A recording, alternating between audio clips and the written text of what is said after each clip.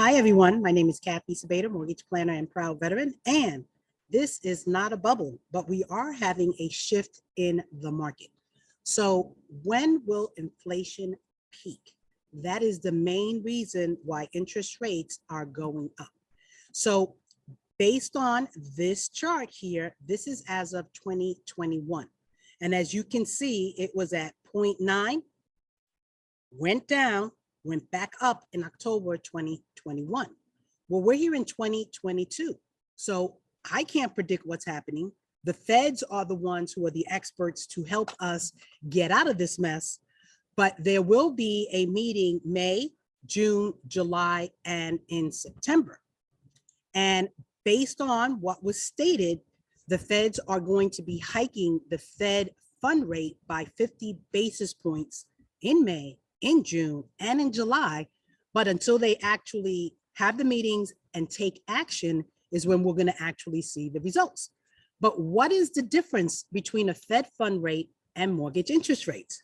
Well, the Fed fund rate is what the banks charge each other to lend money out.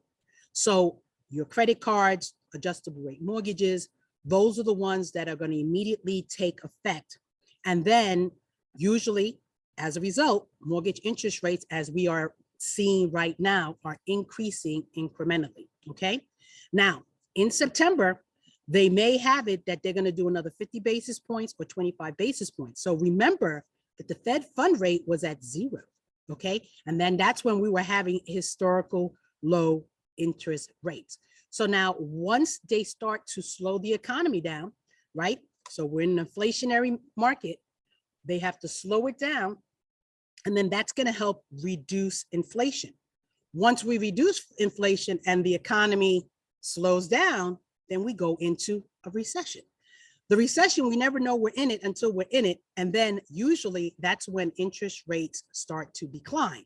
So when will the recession happen? Well, first we got to find out what's going to happen in May. We got to find out what's going to happen with this inflation. And as you may know, look at the supply chain, okay? These are all the ships sitting, waiting in Shanghai because of the fears of COVID again.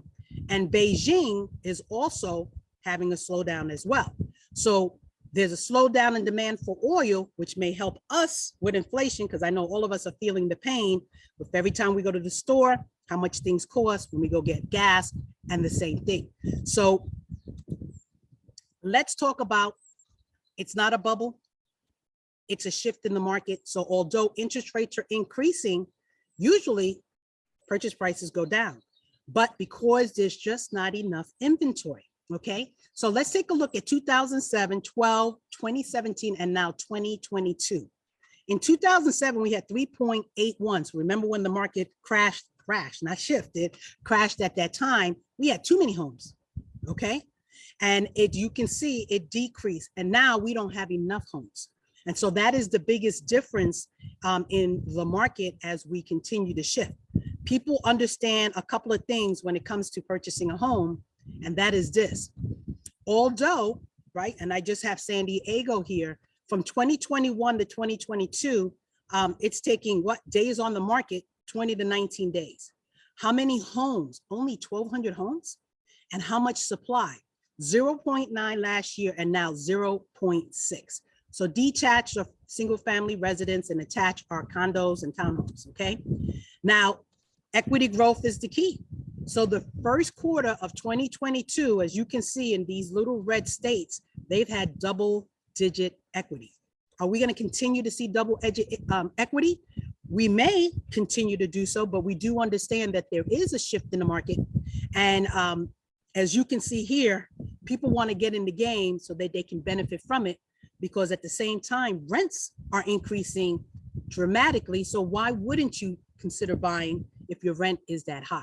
Okay, and let's talk about mortgage-backed security and treasuries, because at the end, remember, we're doing the 4.5. I remember before we were doing the 2, then the 2.5, then the 3. Now we're at the 4.5, which means interest rates are that high.